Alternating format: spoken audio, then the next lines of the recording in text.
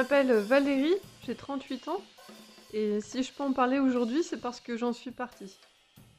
D'abord, c'était l'enthousiasme, l'envie de faire, l'envie d'être utile. Je venais de quitter mon poste de chargé de mission auprès d'un président de département dans l'est de la France. Et puis c'est cette annonce de chef du service social qui m'a amenée dans cette grande ville, en banlieue nord de Paris. Je me souviens, ce centre-ville qui n'existe pas, ces quartiers qui se succèdent sans avoir l'impression de faire partie d'un même ensemble, des tours posées là, sur des parvis bétonnés, sans âme, ces grands blocs de fleurs, des blocs verts, des blocs roses, qui rendent l'effet du parvis finalement encore plus triste. Et puis plus loin, vous avez des quartiers bourgeois, pavillonnaires, que l'on croirait perdus là, des maisons vraiment très bien rangées, tout en pierre meulière. Je n'ai jamais aimé ce type de pierre, mais là, dans cette ville-là, c'était encore plus décalé. La mairie, c'est simple, vous avez l'impression de la trouver après un long tunnel de RER. Un grand boulevard vide, et puis, soudain, sur votre droite, il y a la mairie, un grand bâtiment blanc, impeccable, grande porte vitrée, un hall d'accueil presque apaisant, vraiment très grand, très lumineux, une grande voûte visiblement rénovée. Avant même d'y entrer, la première fois que j'y suis allée, ce qui m'a marqué, c'est la file d'attente. Une file d'attente qui débute dans la rue, avant même la grille d'entrée de la mairie. Et il n'est même pas 8h30. La mairie n'est pas encore ouverte. Là, vous voyez une longue file de baskets et de survêtements, des blousons bien cintrés, des poussettes, des hommes de tous âges, des filles, des femmes, enfin voilà, beaucoup de gens très différents, certains patients, d'autres déjà visiblement bien énervés, des mamans, beaucoup de mamans avec leurs enfants. Moi, je me glisse jusqu'au vigile de sécurité, Samir, pour lui dire que j'ai rendez-vous, j'ai un entretien de recrutement avec le maire. Samir, très gentil, il me sourit, il se renseigne, il me fait entrer. Je laisse derrière moi tous ces gens qui vont attendre encore 1 heure, 2 heures au mieux. C'est bête, mais à ce moment-là, je me suis dit, ben, cette file d'attente, c'est un peu la mienne. Ce sont eux, ce sont ces gens que je vais aider. Et j'étais vraiment contente de ça. Après, avec le recul, ben, forcément, je me dis que c'était vraiment très naïf, voire surtout très prétentieux. En fait, jusque-là, j'avais enchaîné des boulots très théoriques, stratosphériques même. Il s'agissait de piloter le grand projet machin qui ne sert à rien, car on sait qu'il ne verra jamais le jour. Fallait faire des notes d'aide à la décision à des directeurs qui ne les lisent jamais.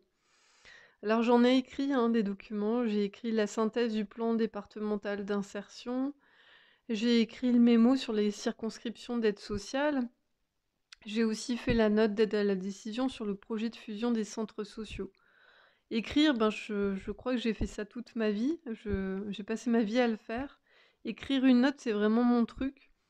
Bah, il faut d'abord commencer par la décision à prendre, souvent ça consiste à fermer ou mutualiser. Ensuite, il faut donner les arguments, souvent pour dire que cela ne sert plus à personne, même si c'est pas vraiment vrai. Puis surtout, il faut dire combien ça coûte, ce que ça rapporte de fermer. Et donc voilà, en 10 ans, c'est la première fois de toute ma carrière professionnelle que j'allais enfin me sentir utile, ne plus écrire, ne plus fermer, mais plutôt agir, aider, faire en sorte que ça tourne comme m'avait dit le maire. L'entretien de recrutement, ça a été une formalité, ça a duré 10 minutes et puis, ça m'a vraiment étonnée parce que alors que j'avais tout à apprendre, bah, voilà, boum, me voilà chef du service d'accueil et d'aide sociale à la mairie. Je savais, je savais que ça allait pas être facile et puis, bah, je l'ai senti même dès que je suis rentrée dans le sas de l'accueil. Là, il y avait toute l'équipe qui m'attendaient. Il y avait Brigitte, il y avait Sandrine, il y avait Fatia, il y avait Salomé. Je le voyais, elles étaient sur la défensive, elles se disaient bien: «Qu'est-ce que je venais faire là?» Puis elles étaient inquiètes aussi parce que, ben, comme moi, elles avaient vu les gens qui attendaient et elles sentaient aussi déjà leur angoisse et leur agacement. Alors, ben, la première matinée, elle a été vraiment très dure. Brigitte, Sandrine, Fatia, Salomé, ben, elles faisaient ce qu'elles pouvaient. Mais cela demande du temps de comprendre ce que les gens demandent précisément, de les convaincre quand il s'agit d'attendre et que cela sert à rien de venir tous les jours quand la décision n'a pas été prise. Demander un logement social, une fois que le dossier est complet, ben, tout n'est pas fini, en fait, tout commence. On va l'étudier, on va le passer en commission, on va le discuter, on va le comparer à d'autres. Bref, c'est long, mais c'est encore plus long pour celui qui attend et qui, depuis des semaines, se bat pour réunir tous les documents qu'on n'a pas arrêté de lui demander. La confidentialité, elle n'existe pas. Tout le monde sait ce que vous dites, entend ce que vous dites et pourquoi vous venez. Et ça aussi, ça énerve les gens. Alors quand ça devient trop tendu, Samir le vigile, il se rapproche doucement pour faire redescendre la pression.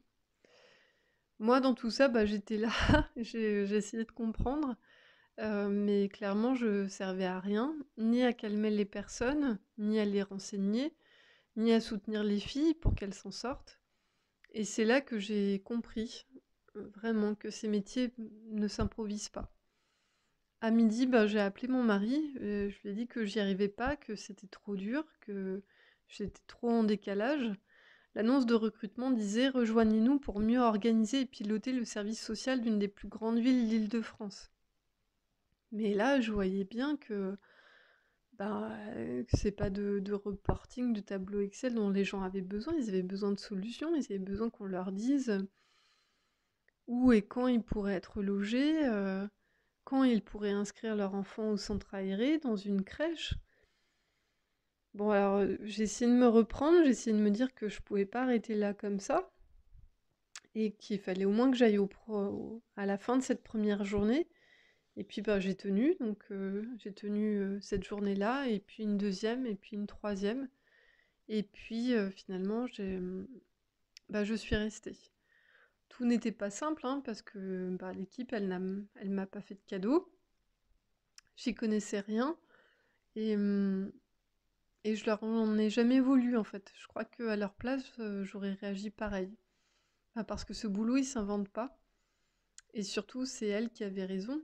De plus en plus de chefs de service ou de directeurs viennent non pas des services eux-mêmes, mais de l'extérieur, sans rien y connaître, et pour soi-disant les moderniser. Résultat, il se passe quoi? C'est venu d'ailleurs, comme moi. Ils connaissent pas le terrain, les savoir-faire de métier, ils bousculent tout, sans rien y connaître.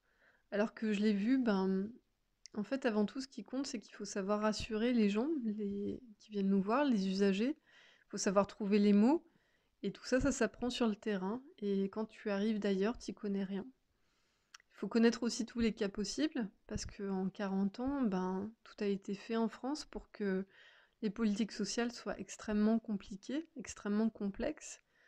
On gère des formulaires dont nous-mêmes, on a du mal à savoir comment les remplir, ou pour lesquels il faut être formé. Les guichets ferment, on renvoie tout le monde sur des bornes numériques et jeunes comme personnes âgées, personne ne sait trop comment répondre et être sur ces bornes numériques.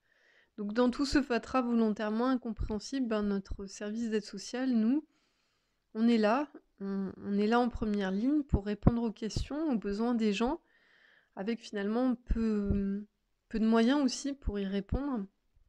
Parce qu'il faut le savoir, voilà, chaque année, il y a des personnes qui partent et qui ne sont pas remplacées. On a des ordinateurs qui rament tellement qu'il faut les éteindre, les rallumer en espérant que ça fonctionnera mieux. On a du mobilier qui est complètement hors d'âge.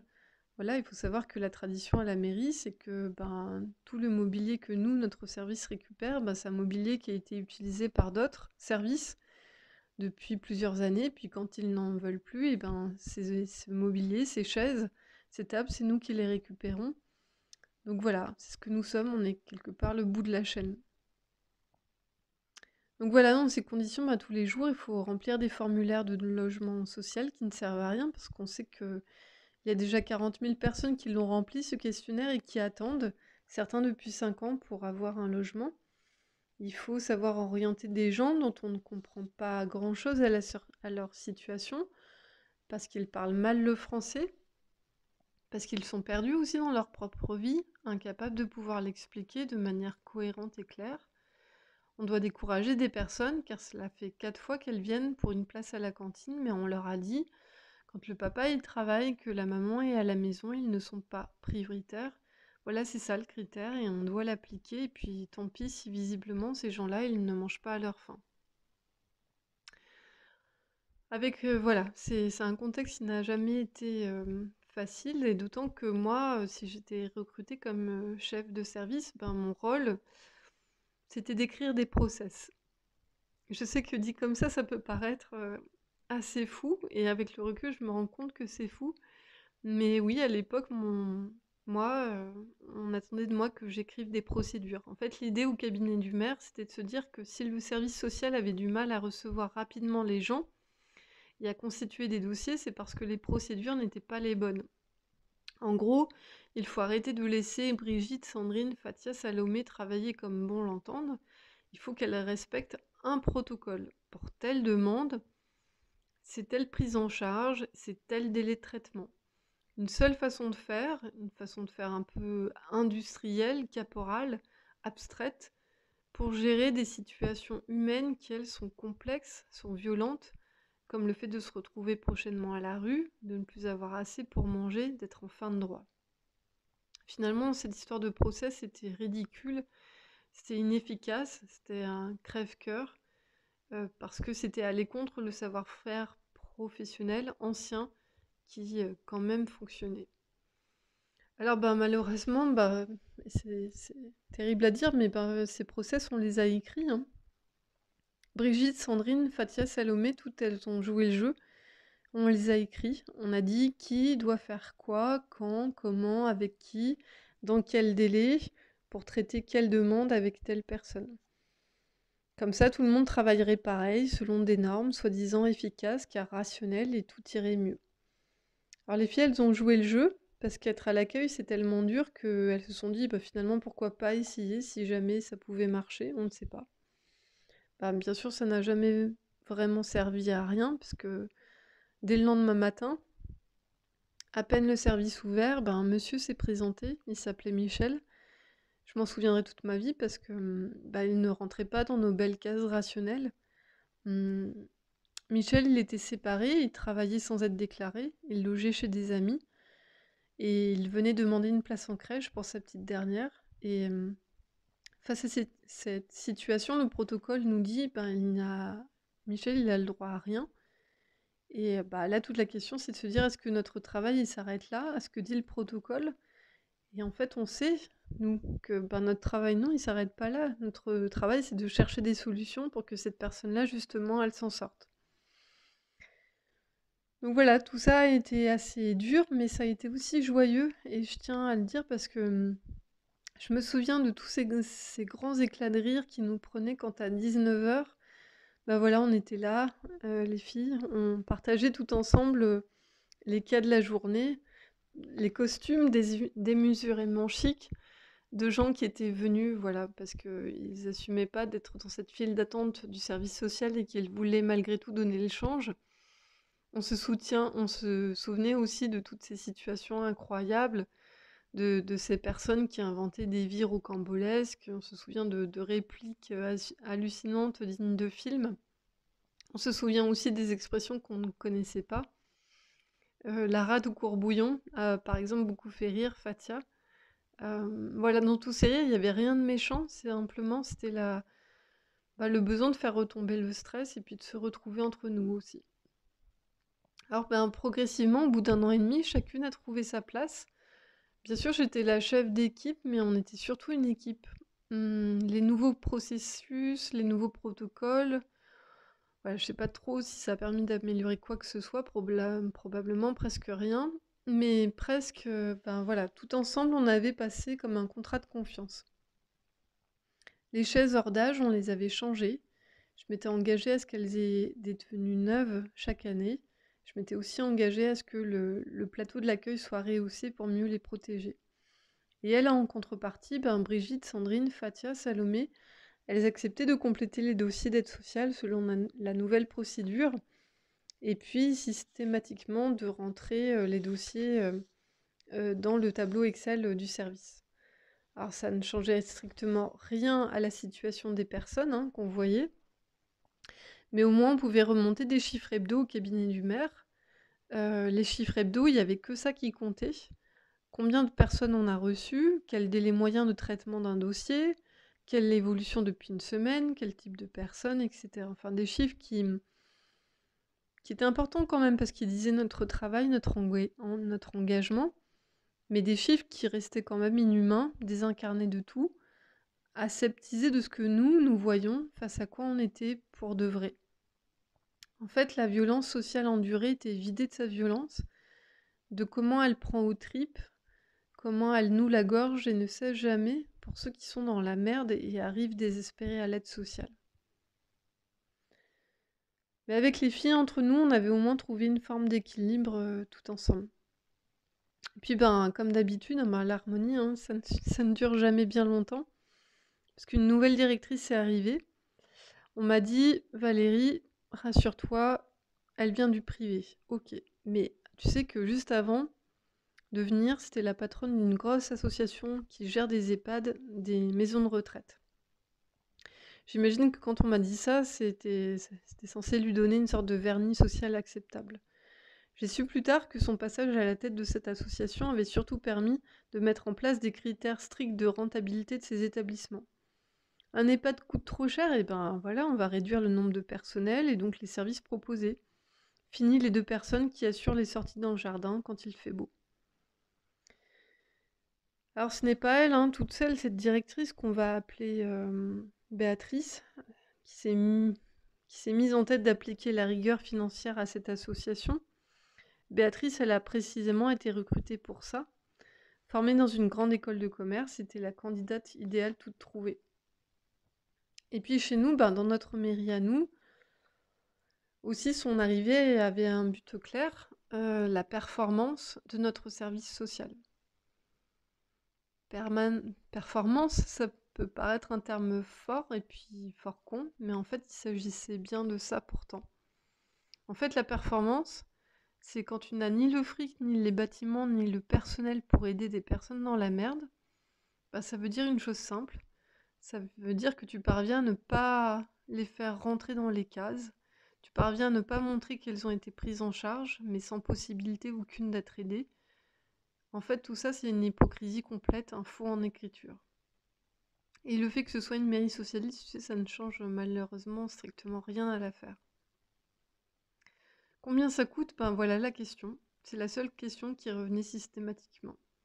La logique de gestion s'impose depuis déjà plusieurs décennies dans nos services. La réduction des plafonds d'emploi, tout le monde connaît ça. Mais là, je dois dire qu'on a assisté à une sorte de vrai basculement. Jamais on avait vu à des postes de directeur opérationnel des gens directement venus du privé avec pour logique de contrôler, de restreindre, de réduire, de couper. Dit comme ça peut paraître, ça peut faire sourire, mais elle, Béatrice, elle ne plaisantait pas du tout. Béatrice, pour vous la présenter, c'est une femme de 40 ans, très mince, presque sans corps, des cheveux blonds qu'on croirait coiffés de manière comme ça, rapide, mais en fait une couleur et une coupe de cheveux très étudiées. Des lunettes très grandes qui masquent une grande partie de son petit visage, et des lunettes des yeux qui semblent vous manger tout entier.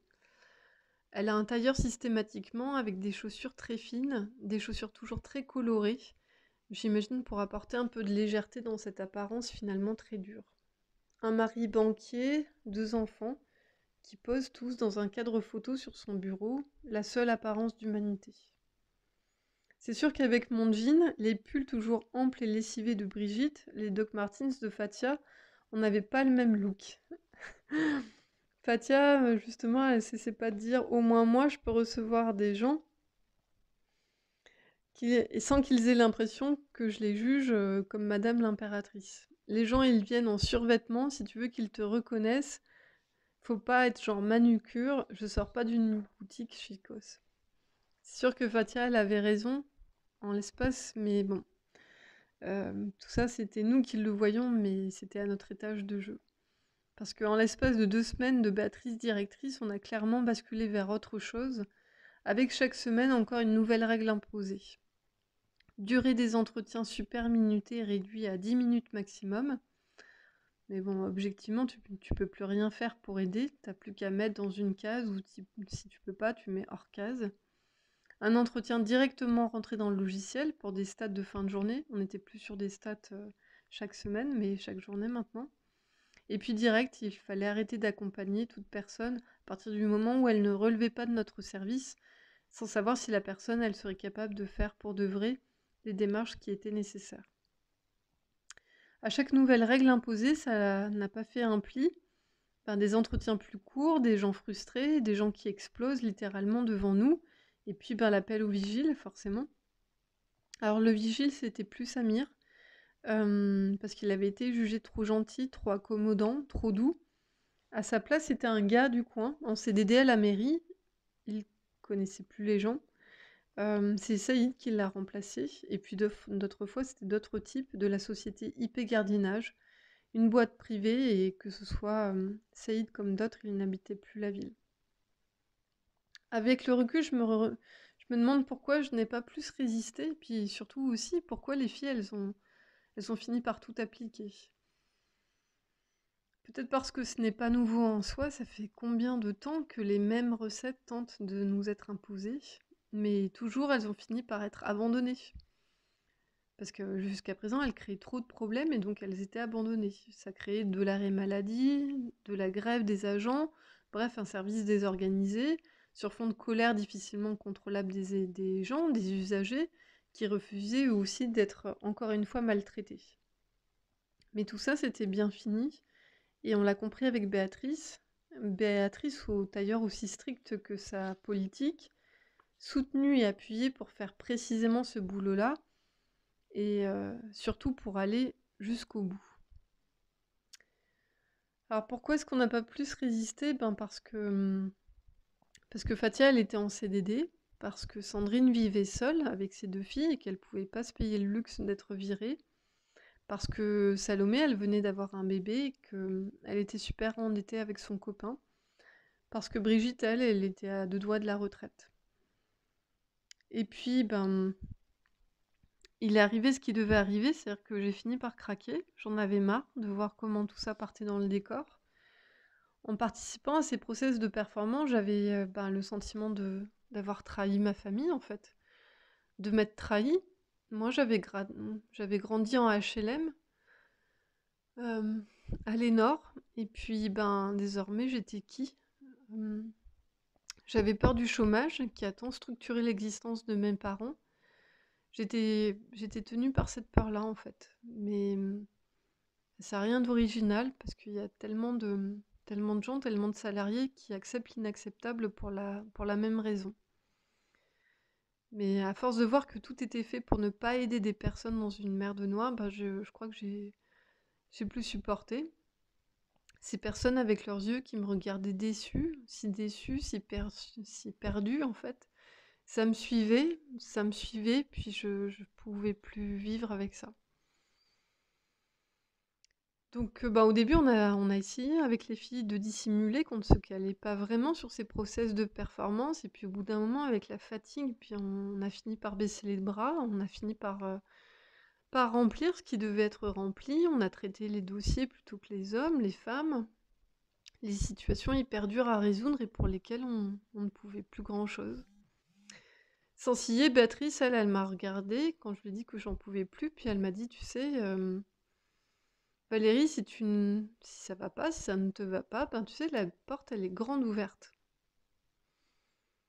Alors là, j'ai eu l'impression de plus comprendre, de couler. Enfin, c'était comme si on me disait la France, on l'aime ou on la quitte. Enfin, Béatrice, elle ne connaissait pas, elle ne voyait pas les personnes dans la merde que nous, on tentait d'aider tous les jours. Elle n'avait aucune idée de ce que ces personnes enduraient. La réparation de l'ascenseur, comment faire dans des appartements dont les canalisations posent encore problème cette année, avec des déjections qui remontent, qui abîment tout. Le chômage, le chauffage qui n'est pas assez élevé dans les appartements, des fissures dans les murs, des fuites d'eau. enfin, dans ces appartements où il fait à peine 15 degrés l'hiver, en chauffant pourtant à plein régime, avec les factures qui vont avec, les impayés. Enfin, sa vie à Béatrice, elle était dans un autre monde, hein. Alors évidemment, t'as pas d'état d'âme, tu ne sais même pas les souffrances que tu provoques, et en plus, t'as le salaire qui te fait fermer les yeux. J'ai mis beaucoup de temps à réaliser, en fait, j'ai réussi au bout d'un moment à partir. Voilà. J'ai quitté ce poste, et sur ce poste, je n'ai pas été remplacée.